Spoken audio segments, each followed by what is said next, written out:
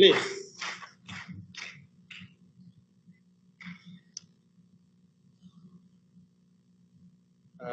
We are terribly sorry for the technical difficulties we face at the moment. Anyway, it's too bad to rely on something that is not natural. So I think we have to develop an idea of depending on oneself and on natural things.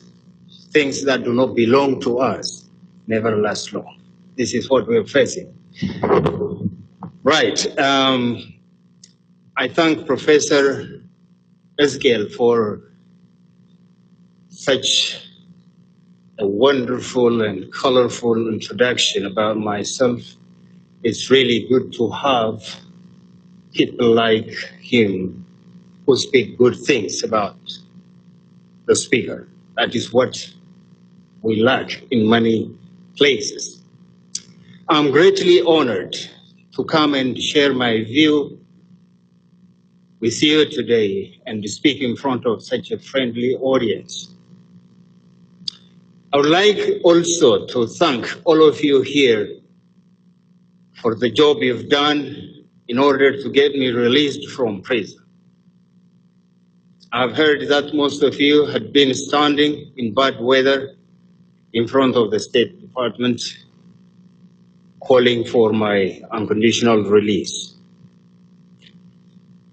Thank you for the solidarity you've shown, not only with me, but also with the ideal I stood for, as well as the thousands of Oromo sons and daughters still languishing in Ethiopian prisons.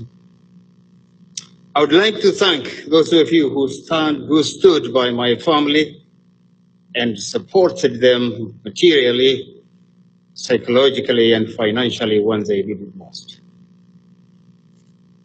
It is more than a century now since we fell under the yoke of slavery.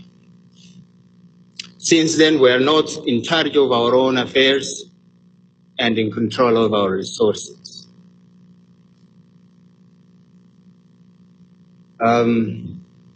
We've seen no peace and stability. Our values are destroyed and our identity is being eroded on a daily basis.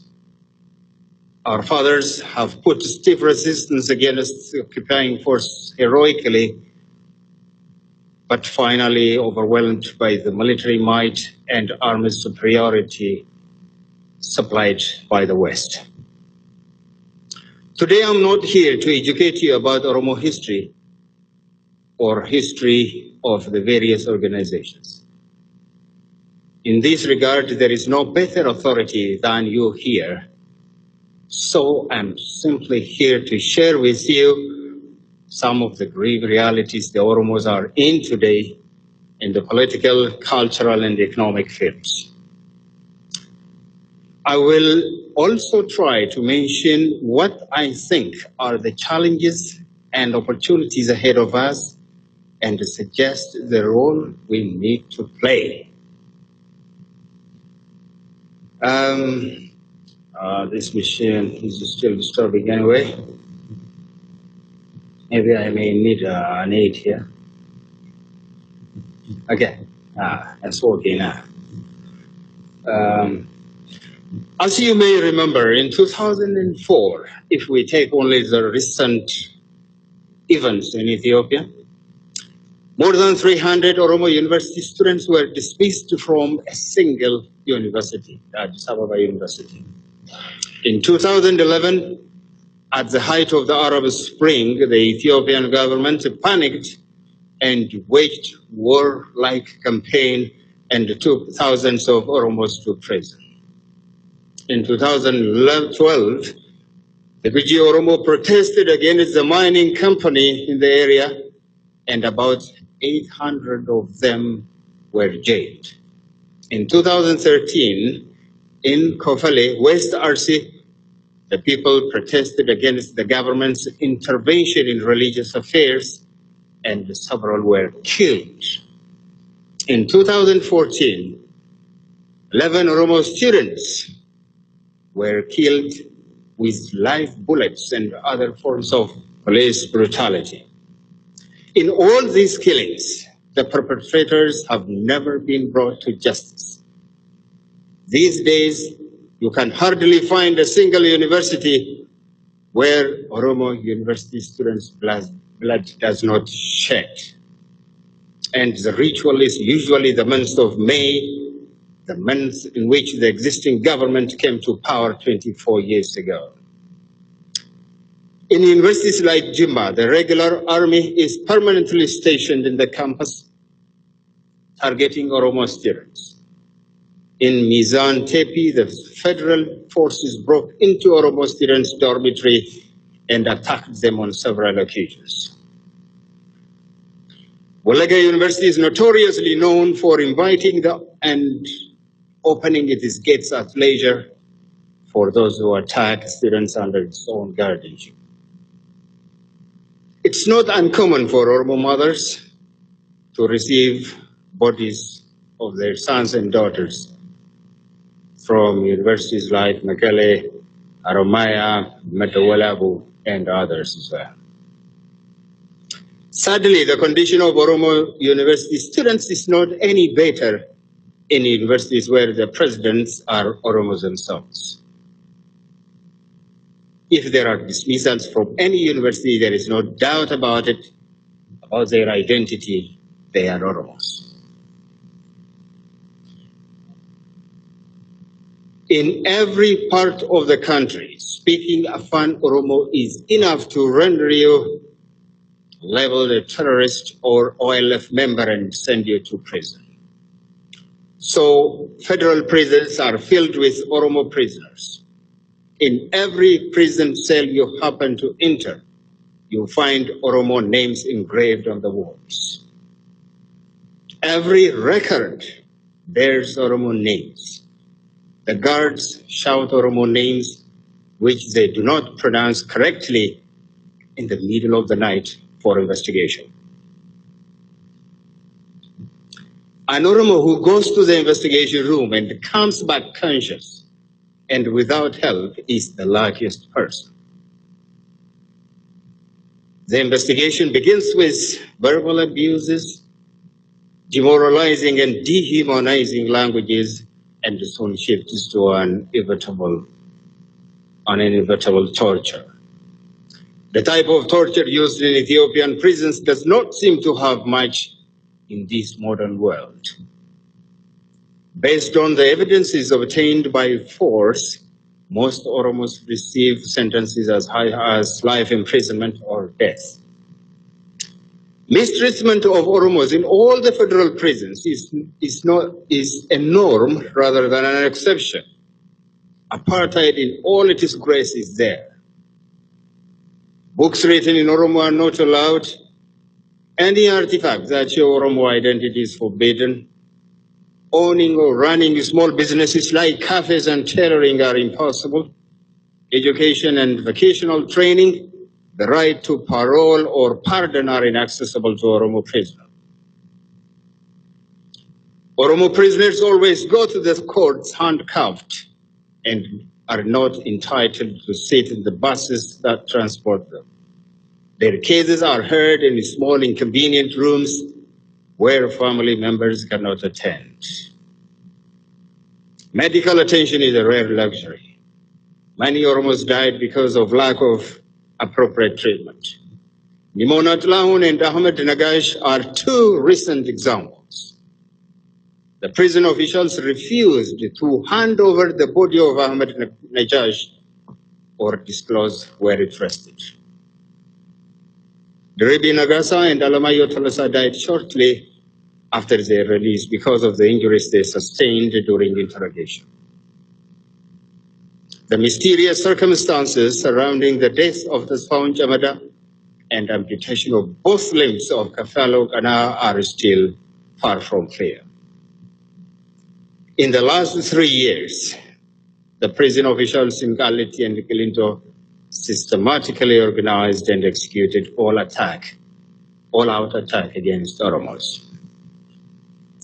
In the economic field, the situation is not different. The Oromo coffee grower cannot negotiate price or hoard his produce even temporarily. Because of lack of equal opportunity in the business world, Oromo businessmen could not be successful.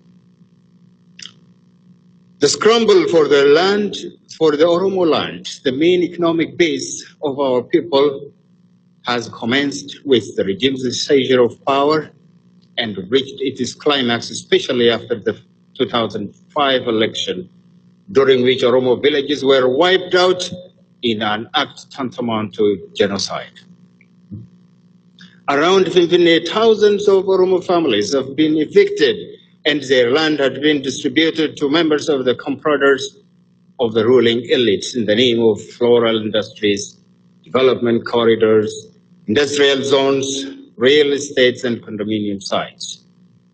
As a result, the beneficiaries are swimming in riches while the indigenous Oromo are drowning in poverty. They milked our land for all it is worth, and when no land is available any longer, they designed a project to incorporate the surrounding areas in the shining name of the new master plan. The expansion of Mfine is not only about money, natural resources, or power, but it was aimed at destroying Oromo homes, families, language, and identity. For the Oromos, it is a war about the survival of their children and culture. Thank you.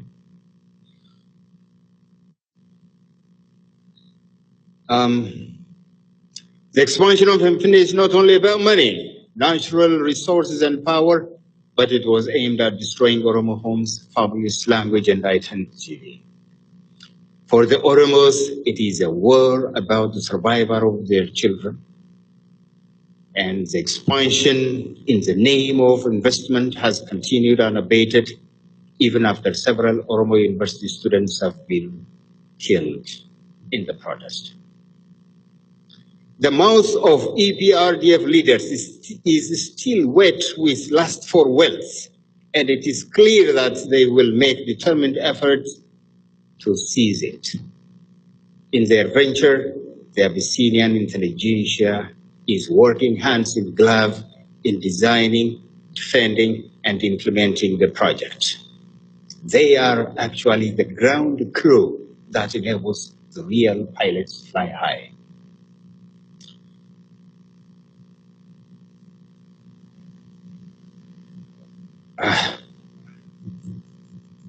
That's okay. In all directions of Oromiyaa, eviction of farmers and grabbing of their lands has continued. The Karayu Oromo have lost their land to Awash National Park, the Matahara Sugar Factory, and Awash Agro Industry. Millions of Borona pastoralists have lost access to their dry season grazing land since the L4 started operation. The once dense forests of Guji, with their huge gold reserve beneath them, are turning into barren land. The Saudi rice exporters have carried out huge deforestation in Bali. The Indians have invaded our land. The Chinese and the Turkish hire our youth for less than $1 a day. Ladies and gentlemen, our children are being offered inferior education. They are made to study in crowded classes taught by incompetent teachers. Contents that reflect Oromo identity are removed from the curriculum. Afan Oromo clubs are totally banned in all the schools across Oromiyaa. Afan Oromo has been declared an official language, but the communication in the offices is being conducted in Amharic. More than 60 newspapers, magazines, journals, as well as many dozens of community, commercial FM radios, on top of the government's huge mass media network, are working against Afan Oromo unrivaled. Afan Oromo is now displaced in areas it used to be spoken only a few years ago. All the cinema halls opened in Finfinne and the big cities of Oromiyaa. The books are printed, the audios and the videos. The audios and the videos released are working towards that end. A shift from Afan Oromo to Amharic. We are losing our land, we are losing our language, we are losing our identity, we are losing our human dignity. We are a demographic majority that is reduced to political, social, and cultural minority. As people, national humiliation has befallen us. In our fight with an evil system, we are faced with tremendous challenges, of which three are worth mentioning. First, the Oromo diaspora and the large portion of Oromos at home don't seem to have faith in peaceful struggle. By citing from history books, they argue that dictators are not at all willing to surrender power peacefully, and they ask us whether nonviolent methods have ever been successful anywhere. Their observation is right, and at first glance their argument seems valid. But we must understand that history as news is mainly the record of evil things rather than good ones.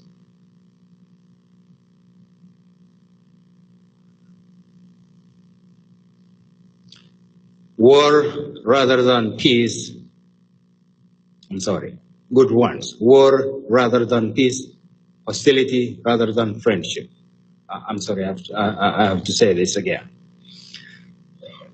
Their observation is right, and at first glance, their argument seems valid.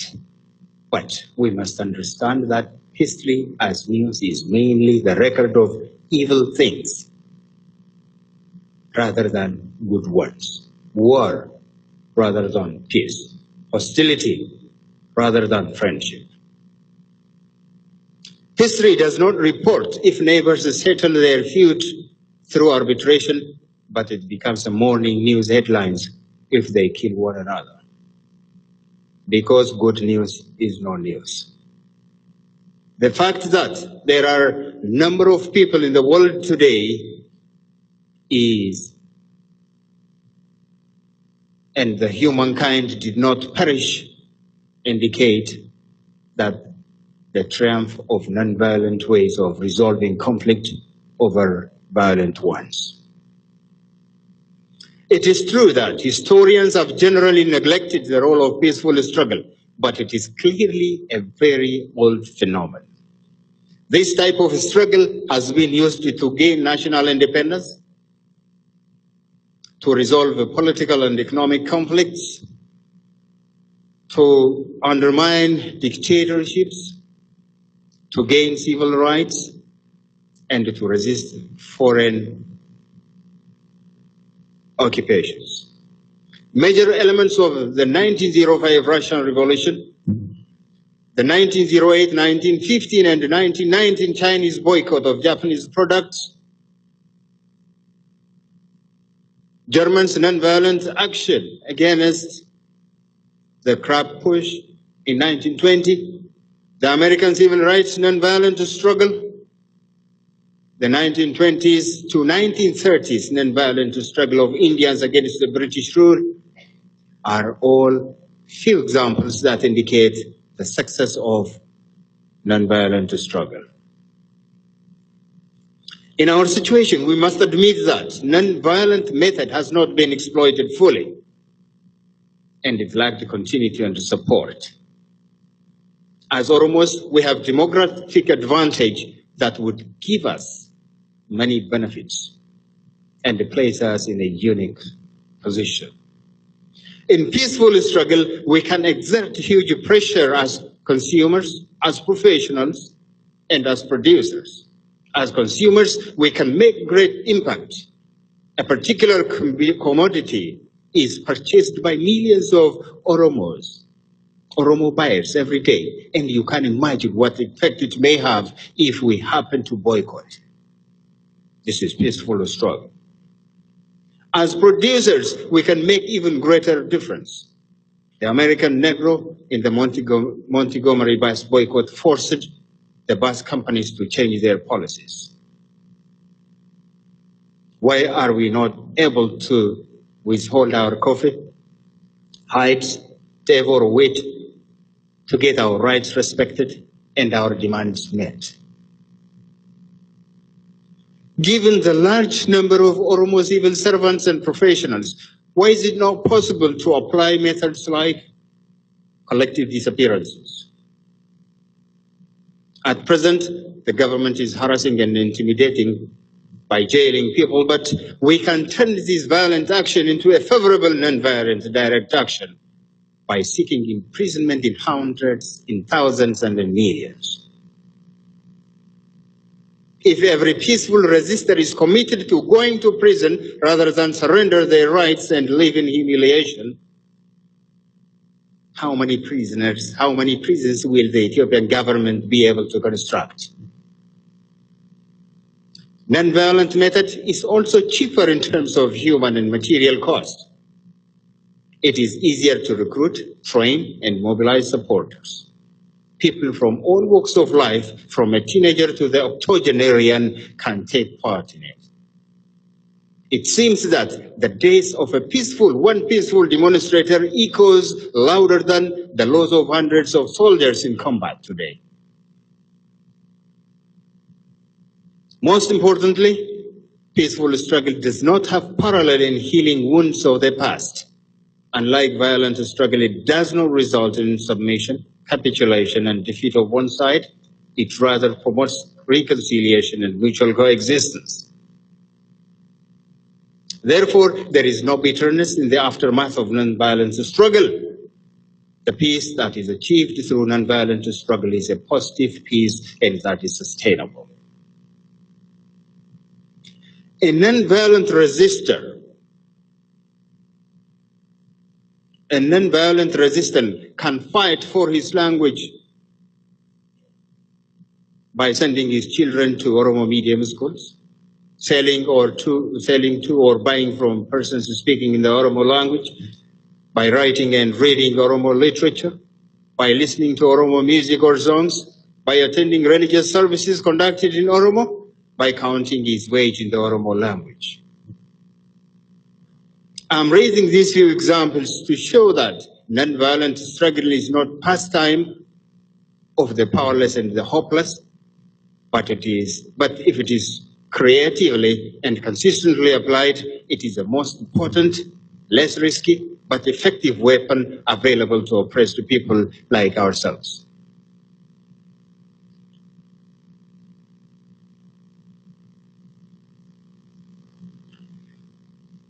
There are some that view the EPRDF regime is invincible, something the Oyanis want badly and work for incessantly. These people deliberately spread views about the strength of the regime in terms of military capability and security apparatus, thereby warning the public not to stand up for their rights. Considerable section of our people have fallen victim to this propaganda and have withdrawn from the struggle. We have a big task of making them believe that political action is a source of power. We have to create an awareness that no evil system has managed to live forever. History and experience has shown us that when the going got tough, the toughs got going. The world is changing rapidly in favor of oppressed people, that it is becoming difficult for dictators to hide their evil deeds from public view and escape with it. The strength of dictatorship is dependent on source of power in the society, which in turn depend on the cooperation of multitude of institutions and people. It is becoming possible to make people withdraw their cooperation, thereby speeding the eventual downfall of authoritarian regimes. The third challenge, and the one helping the regime to tighten its grip on our people, is the presence of elite minority that is joining the ruling party. These few intelligentsia have two origins: those who are unable to withstand the threat and harassment of the regime, and those which are tempted by provisions of luxury cars, villas, large estates, and other fringe benefits by the government. In the so-called 2005 election, 2015 election, a good number of PhD holding Oromos have contested on behalf of Opidio and have already been declared winners, thereby preparing to serve as representatives of the regime among the Oromo rather than representatives of the Oromo in the parliament. It is this elite group that quells popular revolts around Oromiyaa. They legitimize the system by smart presentations using cooked data. The regime presents the lifestyle of these people as models to inspire others. On the other hand, in order to prove their loyalty, these Oromo intellectuals turn more brutal than non-Oromos. The last, and the one I consider most worrying challenge we are facing, is lack of unity among the Oromo. The Oromo, one of the most important values the Oromo used to be known for was their Tokuma, the idea of oneness. We know that during the Minilik invasion, the various Oromo groups like the RC Oromo, who had better unity, had resisted enemy forces for a long period of time. Unity provided them with strength. In my view, being a majority, why we have been relegated to a minority status can be partly attributed to lack of unity to defend our rights. As long as we are not united, the status quo may remain the same for quite some time. This is something nobody desires. We have to come back to our much revered value of Tokuma, that Oromuma.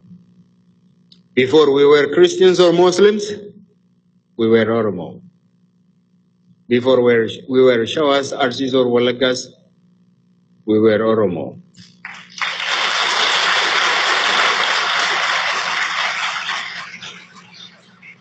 Thank you. Before we were Opidio, OLF, OFC, or ODF members, we were Oromo.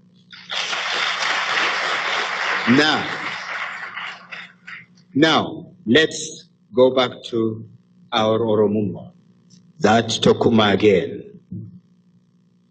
As I have tried to mention, the Oromo are politically oppressed and marginalized and economically exploited.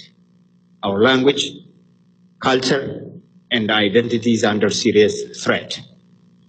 But the situation is not desperate. We have millions who are ready to rally behind us and defend their rights. And we want this to happen peacefully.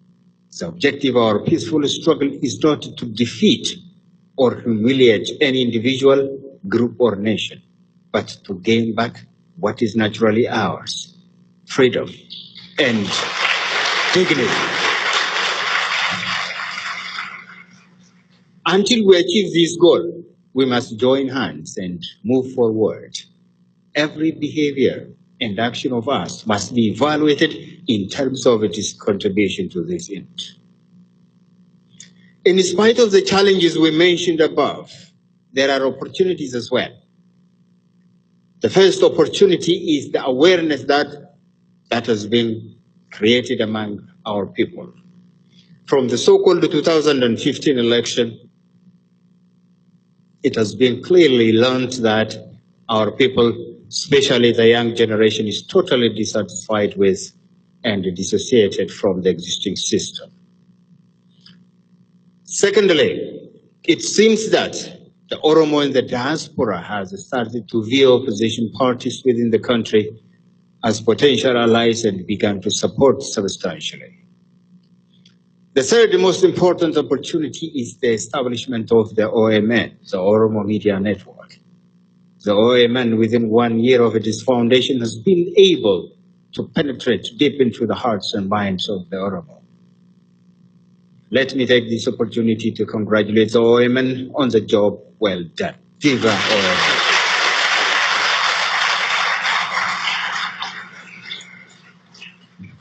The contributions of OSA over the last 3 decades have been tremendous. Through its Journal of Oromo Studies, it served as the fundamental source of information and knowledge about the Oromo. It has been regarded as an eye-opener as far as Oromo critical consciousness is concerned. As it has been witnessed in this conference, the participation of young researchers, especially ladies, is very encouraging. And it is my hope that OSA will continue to help the leaders of Oromo struggle, equipping them with wisdom and maturity the world demands of them.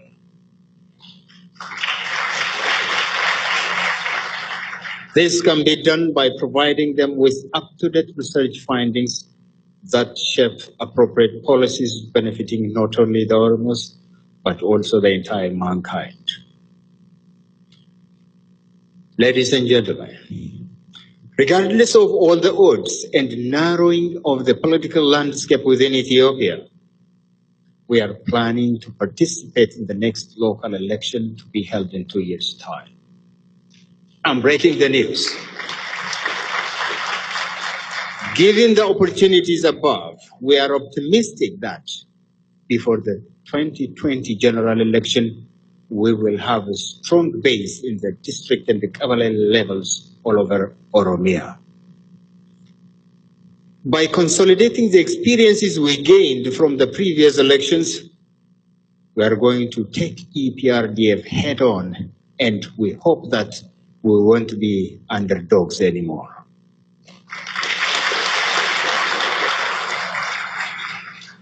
However, we know that it is not going to be easy. We know that it needs huge effort, determination, and finance above all. At this point, while respecting the view of every Oromo, I call upon you to support us in our endeavor to liberate our people from the oppression it is in. Let me reiterate that we are not talking what is impossible. We tested the water. Read my lips, we can make it. Before I close my speech, I would like to remind you that there is time for everything. And like Ernest Hemingway said, there is nothing more powerful than an idea whose time has come. Time has come for us to regain our freedom. Time has come to stop finger pointing at each other. It is time to stop putting blame on the shoulder of someone else. It is time to encourage our young.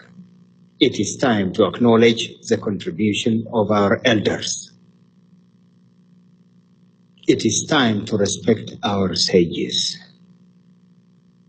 We need history of the past to learn from it, not to incriminate each other. Leaving past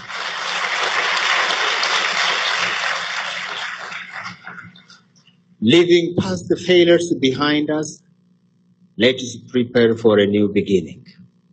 Besides achieving excellence in whatever jobs we are engaged in, we hope to be champions. We have to be champions of democracy, equality, human dignity, and freedom. These are noble causes that require dignified methods of struggle, non-violent struggle.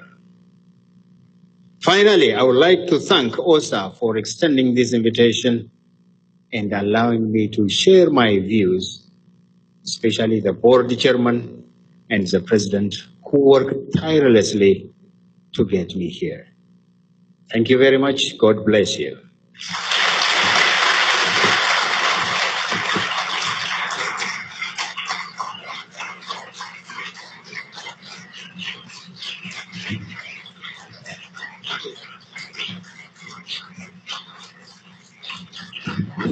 Thank you. I think our artist Adessa has present for Prof.bekele. Adessa, you can come.